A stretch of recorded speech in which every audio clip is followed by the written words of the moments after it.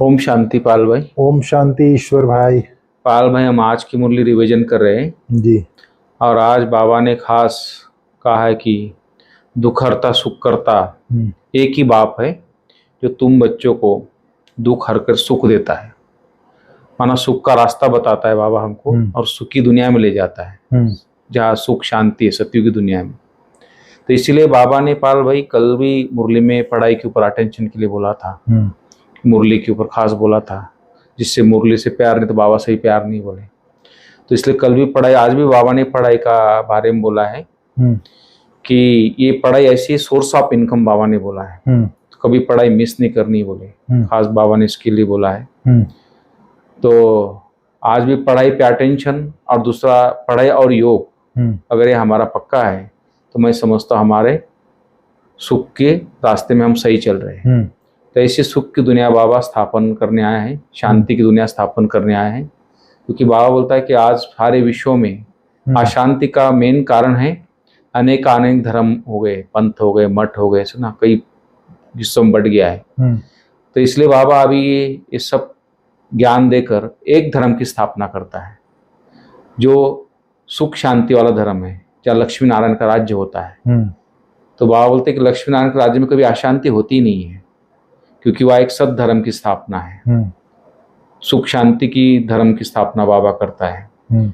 तो ऐसी दुनिया की बाबा स्थापना करने आए हैं। पवित्र धर्म की स्थापना, पवित्र धर्म, पवित्र कर्म ऐसे वह सतयुग में होता है। तो ऐसा जीवन अभी से हमको उस मार्ग पे चलना है, अभी से जीवन में धारण करना है दैवी गुण। तो इसी के आधार पे आज पूरी मुरली पाल भाई। तो मैं चाहता हूँ कि आप थोड़ा डिटेल बताइए आज की मुरली के बारे में। ओम शांति ईश्वर भाई। ओम शांति। आज बाबा ने अपना परिचय खास दिया है जी कि मैं ही ज्ञान का सागर हूँ, कृष्ण नहीं है। बिल्कुल। लोग जो है भगवान जो है जी किसको कहा जाए यह भी नहीं समझते हैं। तो कृष्ण को कह देते हैं या राम को कह देते हैं, अपने को ही परमात्मा कह देते हैं। जी। तो खास आज बाबा ने कहा है, इसलिए आज बाबा ने कहा है मीठे बच्चे दुख हरता सुख करता एक बाप है, वही तुम्हारे सब दुख दूर करते हैं। बिल्कुल। और कोई भी मनुष्य किसी के दुख दूर नहीं कर सकते। जी। आज हम लोग 30 जुलाई 2024 की मुरली रिवीजन कर रहे हैं। जी जी। आज बाबा ने कहा है विश्व में अशांति का कारण अनेक धर्म है और शांति एक बाप ही आकर स्थापन करते हैं। जब लक्ष्मी नारायण का राज्य होता है तब शांति होती है जी, वहाँ पवित्रता होती है, पवित्र कर्म होता है, तब इसलिए वहाँ सब शांति होती है जी। फिर बाबा ने कहा है रूहानी बाप बैठी रूहानी बच्चों को समझाते हैं कि ज्ञान क्या है, विद्या क्या है। बाबा ने कहा बॉम्बे में सोशल वर्कर होते हैं जी, वो लोग जो है अपना मीटिंग करते हैं, उस जगह का नाम बोलते हैं भारतीय विद्या भवन जी। एक्चुअल में विद्या, आज बाबा ने कहा गीता ज्ञान जो है वो विद्या है। विद्या होती है दो प्रकार की, एक जिस्मानी विद्या जो स्कूल कॉलेज में पढ़ाई जाती है, अब उसको विद्या भवन कहते हैं। जरूर वहाँ कोई दूसरा चीज है। अब विद्या किसको कहा जाता है यह मनुष्य जानते ही नहीं। ये जो भारतीय विद्या भवन है ना, हाँ, अपने गामदेव सेंटर के बाजू में ही है, जहाँ बड़ी दादी प्रकाशमन दादी रही है। हाँ, सोशल वर्कर लोग मीटिंग करते हैं ना। जी जी। तो बाबा ने कहा जी विद्या किसको कहा जाता है यह तो मनुष्य जानते ही नहीं।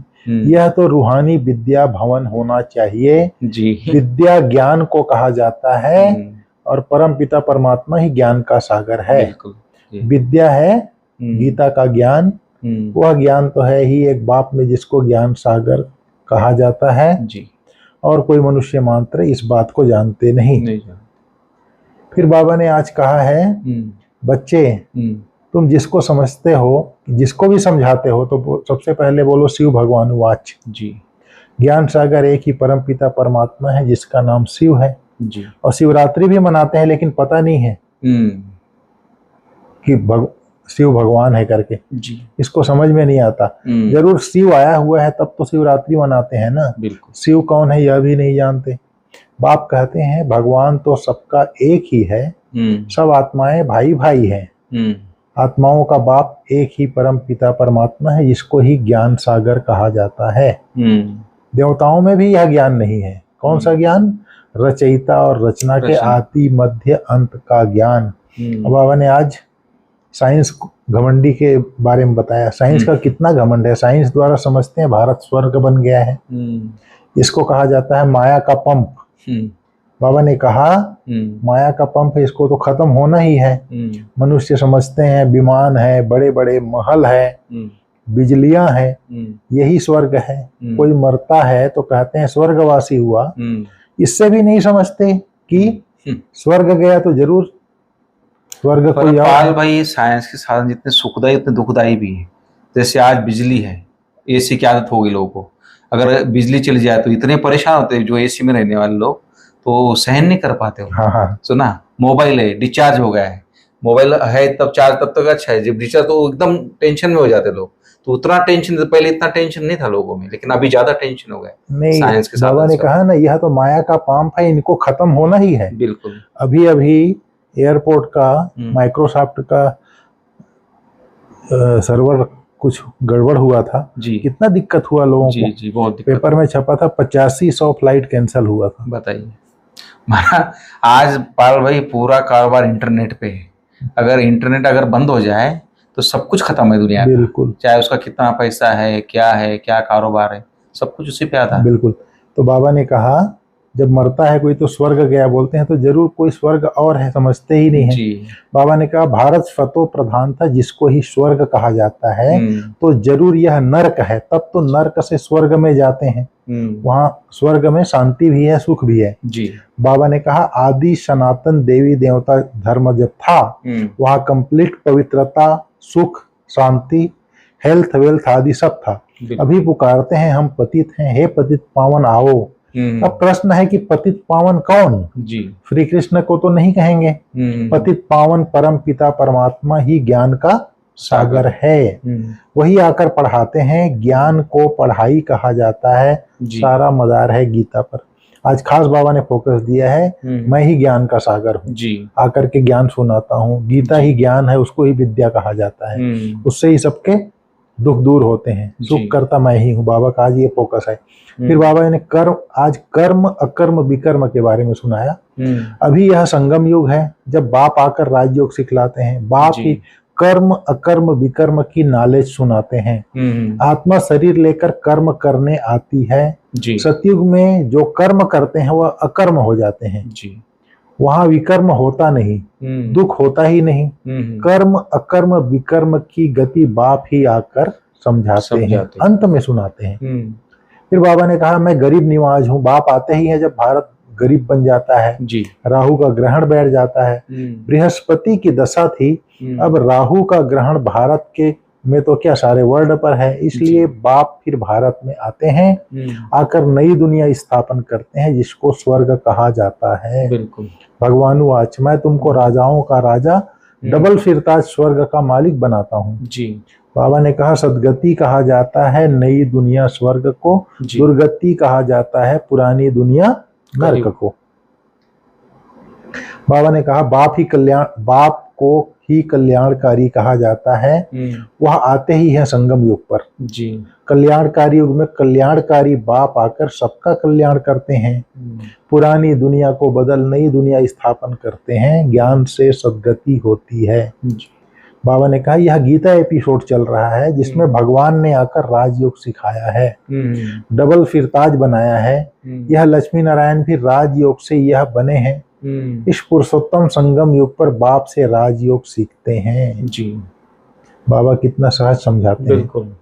फिर बाबा ने कहा ये पढ़ाई सोर्स ऑफ इनकम है, इससे राजा रानी बनते हैं, राजाओं का राजा बनते हैं जी। यह पढ़ाई रोज पढ़नी और पढ़ानी है। बाबा ने कहा सदा नशा रहे कि हम ब्राह्मण सच्चे मुख वंशावली हैं जी। हम कलयुगी रात से निकल दिन में जा रहे हैं। यह है कल्याणकारी पुरुषोत्तम युग, जिसमें अपना और सर्व का कल्याण करना है।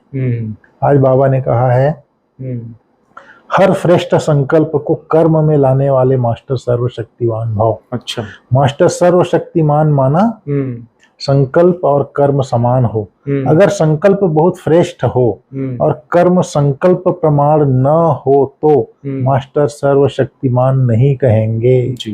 तो चेक करो जो श्रेष्ठ संकल्प करते हैं वो कर्म तक आते हैं या नहीं। मास्टर सर्वशक्तिमान की निशानी है कि जो शक्ति जिस समय आवश्यक है, आवश्यक हो, वो शक्ति कार्य में आए जी। स्थूल और सूक्ष्म सब शक्तियां इतना कंट्रोल में हो जो जिस समय जिस शक्ति की आवश्यकता हो उसे काम में लगा सके। समझ में आया जी। मास्टर सर्वशक्तिवान माना मन बुद्धि संस्कार उसके कंट्रोल में होता है। बराबर। स्वराज्य अधिकारी को ही मास्टर सर्वशक्तिवान कहा जाता है। तो जैसा संकल्प वैसा कर्म हो जी। इसीलिए बाबा बोलता है ना, सिर्फ स्वमान को रिपीट नहीं करो, उसको संस्कार में लाओ अर्थात कर्म में लाओ। तो वो चीज दिखना चाहिए बाबा बोलता है, तब कहेंगे मास्टर सर्वशक्तिमान। बाबा ने कहा स्लोगन में आज, ज्ञानी तू आत्मा बच्चों में क्रोध है तो इससे बाप के नाम की ग्लानि निंदा होती है। बाप का हम बदनामी करते हैं, ग्लानि करते हैं जी।